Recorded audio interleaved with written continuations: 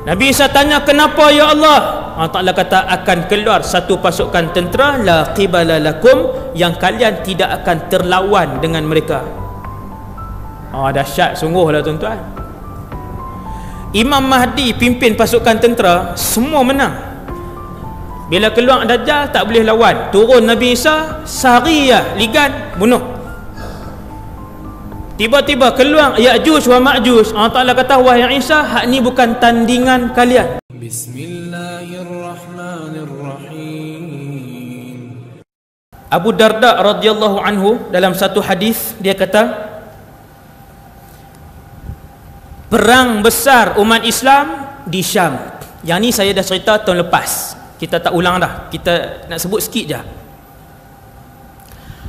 Perang besar umat Islam di Syam. Hari ini tempat yang Nabi sebut nak berlaku perang itu ada dalam Syria, dalam sebuah negeri, nama negeri itu Halab. Nabi kata, ketika berlaku perang besar itu, fustatul muslimin bi ardin yuqalu laha al-Ghutah fiha Madinah yuqalu laha Dimashq. Bukan sahaja pusat pemerintahan umat Islam, kira orang Islam nak bincang ni di Ghutah, nak susun, nak lepas tentera berkuda berapa banyak, nak lepas tentera pejalan kaki berapa banyak, nak lepas tentera, di mana nak susun? Di Ghutah. Dan di manakah akan berlaku benteng umat Islam yang paling kuat? Nabi kata, benteng umat Islam juga akan ada di Ghutah dan juga di Dimashq. Kena sedia lah tuan-tuan, bukan sedia perang, sedia kita tahu, oh Syam itu nilai dia. Had ke-6 ni, tanda yang ke-6 yang Nabi sebut ni, yang ke-6 ini belum lagi berlaku dan ia akan berlaku. Ketika berlaku perang besar itu, tempat pentadbiran umat Islam akan berpusat di Ghutah, dan rupa-rupanya benteng terakhir umat Islam juga akan berada di Ghutah. Dalam satu hadis yang panjang, saya tak baca semua, Nabi sebut dan Nabi ceritakan tentang apa nama ni, kumpulan yang akan perang ni. Ketika terjadi peperangan tersebut, ini hak nombor 4, nombor apa saya pun tak tahu tuan-tuan. Nabi kata, ketika berlaku al-malhamatul kubra itu, kalian, iaitu tentera-tentera Islam, akan disertai oleh pasukan tentera Islam terbaik dunia. Minal Madinah, Nabi kata daripada Madinah. Tuan-tuan, perang Al-Malhamah Kubra tu, Nabi kata kalian dalam perang itu akan disertai oleh pasukan tentera Islam terbaik dunia. Daripada mana? Daripada Minal Madinah. Mereka ni akan keluar dan bergabung dengan kalian. Tuan-tuan, Al-Madinah dalam hadis itu bukanlah Al-Madinatul Munawwarah. Kesemua ulama hadis, ataupun jumhur ulama hadis, apabila menghuraikan perkataan Madinah, mereka akan sebut Madinah itu adalah Syam ataupun Dimashq. Dimashq ni Damsyik lah tuan, Damsyik. Dan begitulah juga bila saya sebut pada tahun lepas bahawasanya Nabi Isa alaihi salam dalam hadis sahih, beberapa hadis sahih, bukan satu dua tuan, dalam beberapa hadis sahih, Nabi Isa alaihi salam akan turun indal manaratil bayda syarqiyya Dimashq. Dia juga akan turun di menara timur Damsyik, Syria juga tuan-tuan, Syria juga. Bila dia turun, Imam Mahdi dengan pasukan tentera, ni saya dah cerita dah, saya tak cerita cara panjang dah. Kemudian Imam Mahdi sembahyang, habis sembahyang mereka pun bangun ramai-ramai, buka pintu. Nabi Isa pun buka pintu, ada Dajjal. Lalu Dajjal pun lari pergi ke Palestin, dikejar oleh Imam Mahdi dan semua umat Islam, pakak kejar dia. Akhirnya sampai di satu tempat bernama Babul Lud. Ada hari ini di Palestin, nama Babul Lud. Di situlah Imam Nabi Isa akan membunuh Dajjal. Habis Dajjal pun mati. Punya lama Imam Mahdi yang lawan dengan musuh menang, lawan dengan kafir menang, lawan dengan kafir menang Imam Mahdi. Akhirnya bila keluar tentera Dajjal, Imam Mahdi tak boleh lawan. Kerana Dajjal ini tidak boleh dibunuh oleh mana-mana orang kecuali Isa ibn Maryam. Akhirnya Allah Ta'ala buat turun Nabi Isa di bumi Syam, di bumi Damsyik, di bumi Dimashq. Nabi sebut kataan tu jelas. Di situlah dia turun, kejar, bunuh, mati. Selepas daripada mati Dajjal, Allah Subhanahu wa Ta'ala arahkan Nabi Isa alaihissalam, wahai Isa, tempoh tak tahu berapa lama daripada jarak Dajjal dengan jarak yang Allah arahkan sesuatu kepada Nabi Isa tu, tak tahu berapa jarak. Jarak apa tuan-tuan? Jarak keluarnya Ya'juj wa Ma'juj. Hak ni hak penutup tanda besar tu. Bukan penutup lah, hak tanda besar hak kira last lah tu. Tu antara tanda besar yang duduk di belakang. Tuan-tuan, setelah Nabi Isa bunuh dah Dajjal yang siapa pun tak boleh lawan, tiba-tiba turun arahan daripada Allah, wahai Isa, harriz bi'ibadi ila Tur. Bawa semua orang Islam naik ke Tur di Palestin. Nabi Isa tanya, kenapa ya Allah? Allah Ta'ala kata, akan keluar satu pasukan tentera la qibala lakum, yang kalian tidak akan terlawan dengan mereka. Dahsyat sungguh lah tuan-tuan. Imam Mahdi pimpin pasukan tentera, semua menang. Bila keluar Dajjal tak boleh lawan, turun Nabi Isa, Sariyah ligan, bunuh. Tiba-tiba keluar Ya'juj wa Ma'juj. Allah Ta'ala kata, wahai Isa, hak ni bukan tandingan kalian. Lepas tu nak buat apa ya Allah? Bawa semua tentera naik ke atas bukit yang tinggi, Tur. Lalu Nabi Isa pun naik. Lalu keluarlah Ya'juj wa Ma'juj. Yang ni kita pun dah sebut dah. Macam mana tuan-tuan Ya'juj wa Ma'juj tu? Bila dia keluar, kita boleh main semayang lagi ke macam ni? Duk ada kuliah bulanan, bulan depan siapa pula?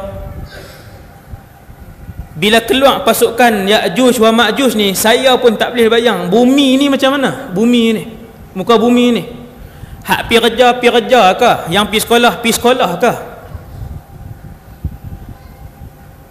Tuan-tuan, perang dunia biasa pun melibatkan berapa puluh negara, terencat ekonomi mereka dan juga kegiatan harian. Perang dunia aja. Perang dunia 1, perang dunia 2. Ni kalau perang hak Imam Mahdi pimpin ni, berapa negara pula yang akan terjejah ni? Lebih daripada perang yang paling besar yang Nabi sebut, perang yang paling besar dalam sejarah manusia. Tuan-tuan, lebih besar daripada tu keluarnya Ya'juj wa Ma'juj. Nak jadi apa ni? Pulau Pinang, Kedah, Semenanjung, Australia, Vietnam, Jepun, Taiwan, nak jadi apa? Tak tahu, wallahu alam, suasana dia tak tahu. Cumanya Ya'juj Ma'juj ni ramainya depa sehingga Allah bagi arahan kepada Nabi Isa, wahai Isa naik, tak boleh lawan. Yang ni aku tak arahkan untuk berlawan, aku tidak arahkan untuk berlawan, bukan tandingan kalian, kata Allah. Naik Ya'juj Ma'juj pun keluar. Punya ramai mereka ni, sekali lalu tasik, kering terus tasik tu, minum. Kalau takat minum seorang sebotol besar ni, tak ada habis lah ni ayat Al-Wadi ni. Tuan-tuan, kalau takat 1 juta orang lalu tasik, takat cedok minum, tak habis ayat.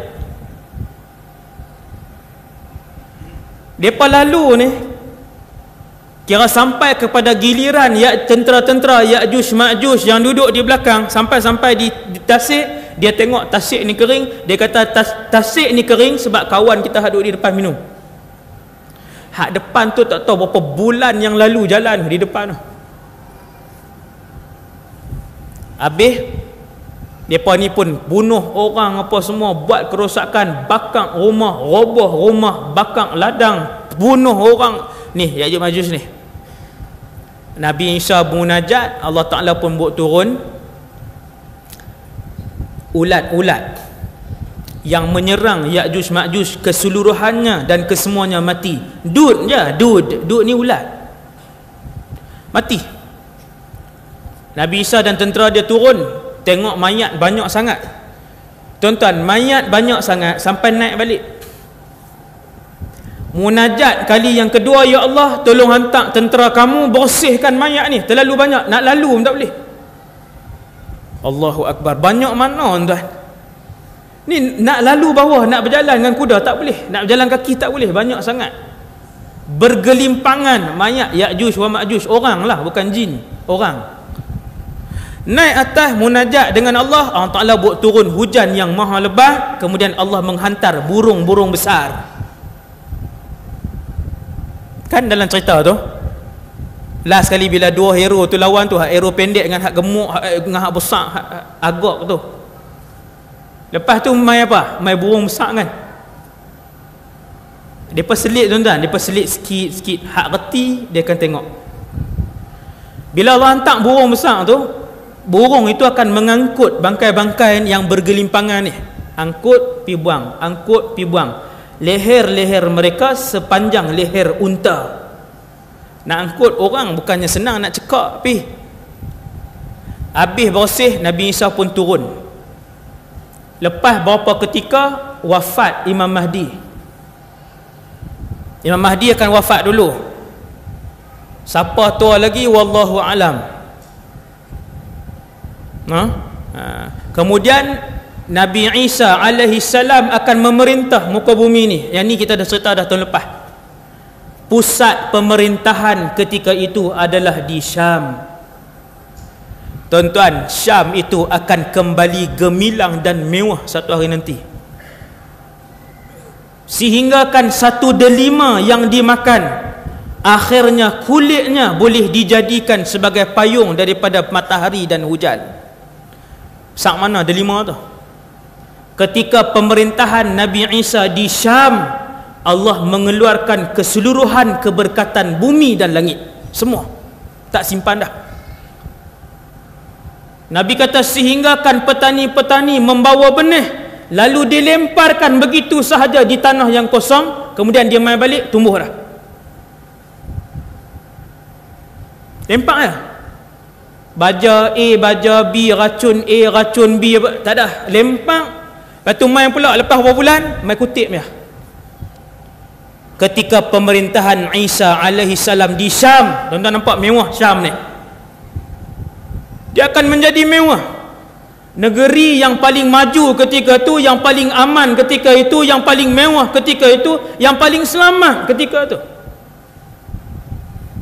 Kata Rasulullah, apabila satu orang dia masuk kebun orang lain, nescaya satu ranting kecil pun tidak akan dipatahkan daripada kebun orang Islam lain. Amanahnya orang pada zaman tu. Hari ini bukan kebun, dalam rumah dia ambil. Bukan lalu kebun orang, dalam rumah main ambil duit, main ambil curi sebagainya. Allah akan mengembalikan keberkatan itu kepada bumi Syria. InsyaAllah Allah akan kembalikan kegemilangan dan kemewahan itu ke bumi Syria pada suatu hari nanti. Kemudian wafat Nabi Isa alaihi salam, bumi Syam lagi sekali lagi. Bila wafat Nabi Isa alaihi salam, orang kembali rosak. Ini dia punya kronologi dia tuan-tuan, kronologi dia. Orang jadi rosak balik. Waktu ni keluar tanda-tanda kiamat yang lain. Matahari daripada sebelah barat, keluar binatang dabah yang boleh berkata-kata, turunnya asap sebagainya, dan kemudian ending dia akan keluar angin sejuk daripada bumi Syam. Bumi Syam juga tuan-tuan. Angin sejuk ni angin apa? Tuan-tuan tengok Angin sejuk kata Nabi akan keluar daripada bumi Syam apabila angin ini kena kepada orang Islam yang walaupun saki baki Islam dia ketika itu sebesar biji sawi.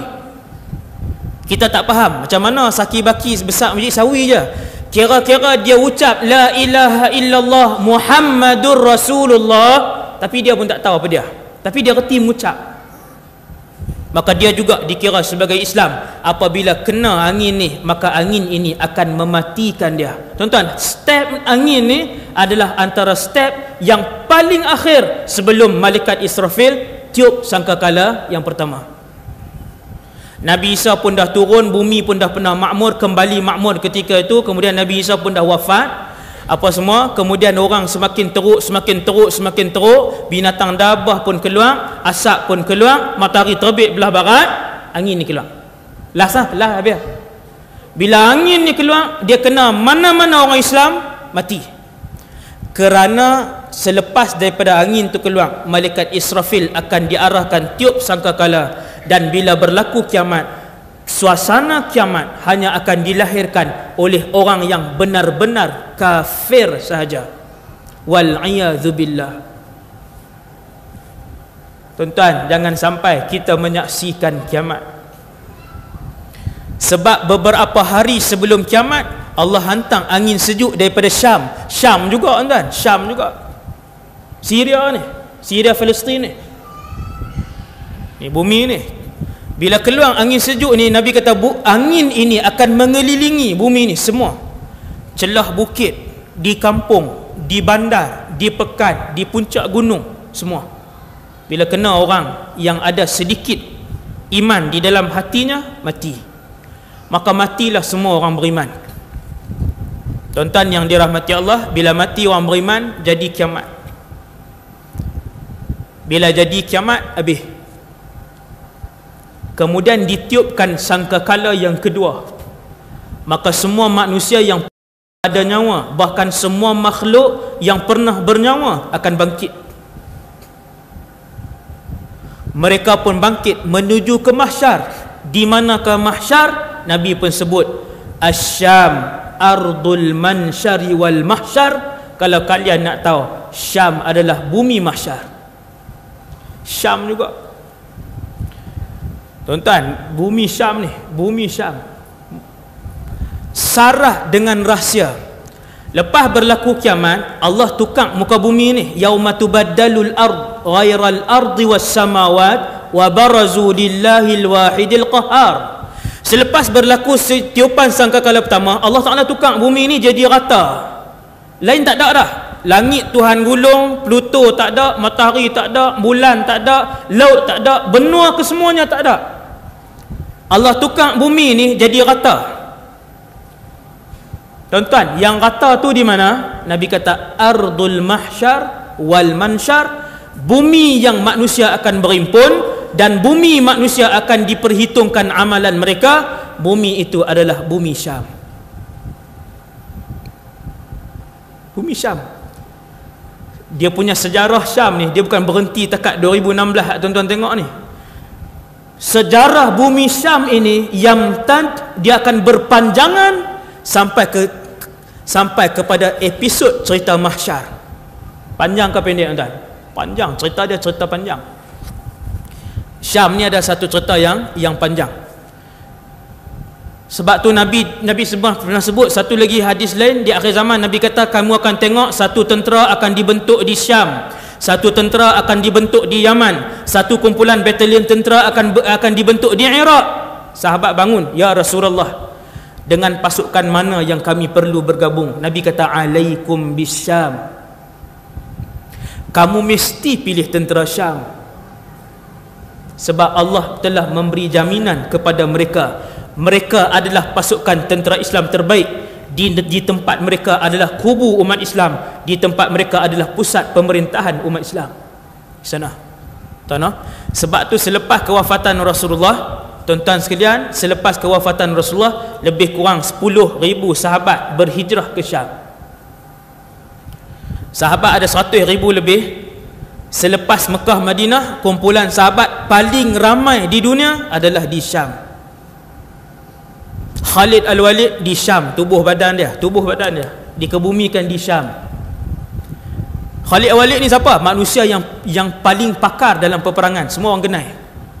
Kalau Quran pula tuan-tuan, siapa Quran? Orang yang paling pakar tentang bacaan Quran, namanya Ubay bin Ka'ab. Dia juga dikebumikan di Syam. Kalau tuan-tuan tanya pula siapa yang menulis Al-Quran pada zaman Nabi, 4-5 orang. Salah seorangnya Muawiyah bin Abi Sufyan, dia juga dikebumikan di Syam. Tukang azan Nabi yang kedua, Abdullah ibn Ummi Maktum, juga dikebumikan di Syam. Ini sahabat-sahabat. Di Syria tu, kalau tuan-tuan pergi Dimash, ada satu perkuburan, dalam tu ramai sahabat, nama dia Maqbarah Babis Saghir. Perkuburan Bab Saghir. Dalam tu ramai sahabat, termasuk para ulama besar yang dikebumikan sepanjang 14 kurun. Gitu. Jadi saya rasa sekadar tu dulu untuk kaitan Syam, Syria dan akhir zaman. Bukan takat akhir zaman, no? Kaitan dia ni sampai ke mahsyar, no? Punya besar harga bumi Syam tu kepada umat Islam sebenarnya, tuan, supaya kita semua orang Islam, kita ni bila kita dengar, kita tahu nilai dia besar, supaya kalau ada yang ajak untuk mempertahankan bumi itu, satu hari nanti kita akan ada semangat, kita dah ada ilmu, kita tahu takat mana bumi itu di sisi Allah Subhanahu wa taala. Yang baik daripada Allah, yang lemah dan kurang daripada diri saya sendiri. Aqulu qali hadza astaghfirullahal azim li wa lakum. Subhanakallahumma bihamdik, asyhadu an la ilaha illa anta, astaghfiruka wa atubu ilaik. Bismillahirrahmanirrahim. Wal 'ashr innal insana lafi khusrin illa alladhina amanu wa 'amilus solihat wa tawassaw bil haqqi wa tawassaw bis sabr. Bismillahirrahmanirrahim. Alhamdulillahi rabbil alamin, wassalatu wassalam ala asyrafil anbiya'i wal mursalin wa ala alihi washabihi ajmain. Allahumma 'allimna ma yanfa'una ya Allah. Ajarkanlah ilmu yang bermanfaat pada kami. Wanfa'na bima 'allamtana ya Allah. Manfaatkanlah ilmu yang kau curahkan kepada kami. Wazidna ilman wa amalan wa ikhlasan fi hayatina. Tambahkanlah kepada kami ya Allah ilmu, amal, ibadah dan keikhlasan dalam kehidupan kami. Kau himpunkanlah kami di dalam syurga Firdaus-Mu ya Allah, tanpa hisab dan tanpa azab, bersama dengan semua orang yang kau himpunkan pada malam ini di dalam rumah-Mu ini ya Allah. Dan masukkanlah juga ke dalam syurga-Mu ahli keluarga kami tanpa hisab dan azab. Wa sallallahu ala sayyidina Muhammad wa ala alihi wasallam. Walhamdulillahi rabbil alamin.